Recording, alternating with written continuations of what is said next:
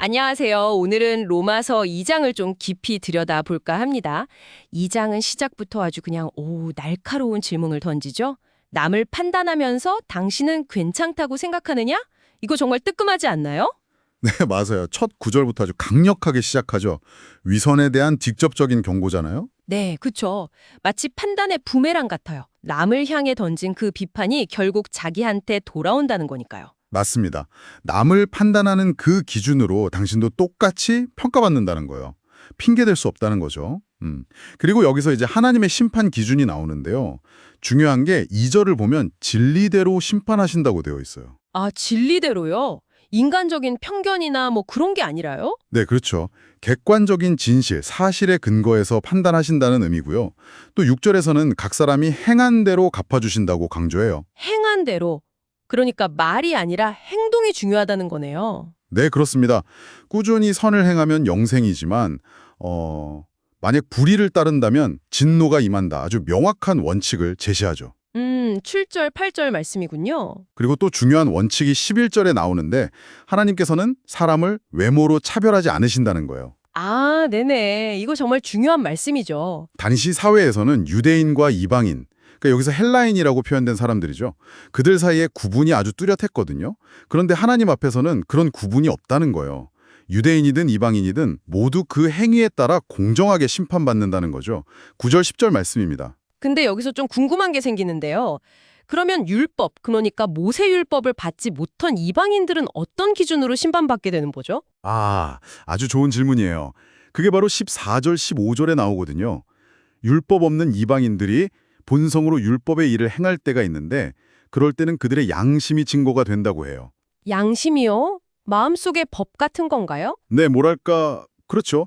그 양심이 서로 고발하기도 하고 변명하기도 하면서 그들 마음속에 새겨진 율법의 역할을 한다는 겁니다. 와, 신기하네요. 결국 모든 사람의 그 은밀한 것까지 다 드러나는 심판의 날이 있다는 거군요. 16절 말씀처럼요. 맞습니다. 하나님의 심판은 피할 수 없고 아주 공정하다는 게 전반부의 핵심 메시지죠. 자, 그러면 이 공정한 심판의 원칙을 가지고 이제 바울이 당시 율법을 가졌다고 자부하던 사람들, 특히 유대인들에게 어떻게 이야기하는지 한번 볼까요? 17절부터인데요. 네, 이제 초점이 그들에게로 옮겨가죠. 그들은 스스로 율법을 잘 알고 또 남들을 가르치는 선생이라고 생각했어요. 뭐 소경의 인도자요, 어둠 속에 있는 자의 빛이라고 자부했죠. 네, 17절에서 20절까지 보면 그런 자부심이 막 느껴지죠. 그런데 바울이 여기서 아주 그냥 정곡을 찌릅니다. 21절 이하를 보면 다른 사람을 가르치는 당신이 왜 자기 자신은 가르치지 않느냐? 아, 네. 도둑질하지 말라고 설교하면서 당신은 도둑질하고 간음하지 말라면서 간음하느냐 이러면서요. 행동이랑 가르침이 완전히 다른 그 위선을 신랄하게 지적하는 거네요. 그렇죠. 심지어 23절에서는 율법을 자랑하는 당신이 율법을 범해서 하나님을 욕되게 하느냐 고까지 몰아붙입니다. 와, 겉으로만 번지르르한 신앙이 오히려 하나님의 영광을 가릴 수도 있다는 거군요. 무서운데요. 정말 무서운 지적이죠. 여기서 이제 할례 이자기가 아주 중요한 예시로 등장해요.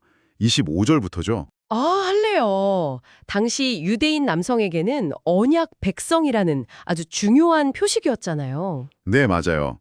그런데 바울은 그 할례조차도 조건부라는 거예요. 율법을 지킬 때만 그게 의미가 있지. 율법을 어기면 할례 받지 않은 사람, 즉 무할례자와 똑같다는 거죠. 겉모습의 표식만으로는 아무 소용이 없다는 거네요. 네. 더 나아가서 26절, 27절을 보면 더 파격적인 주장을 하는데요.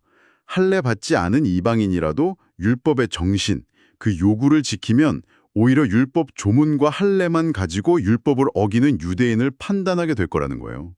와, 이건 진짜 당시로서는 엄청난 이야기였겠는데요. 혈통이나 의식보다 마음으로 지키는 게 더 중요하다니. 혁명적인 발상이었죠.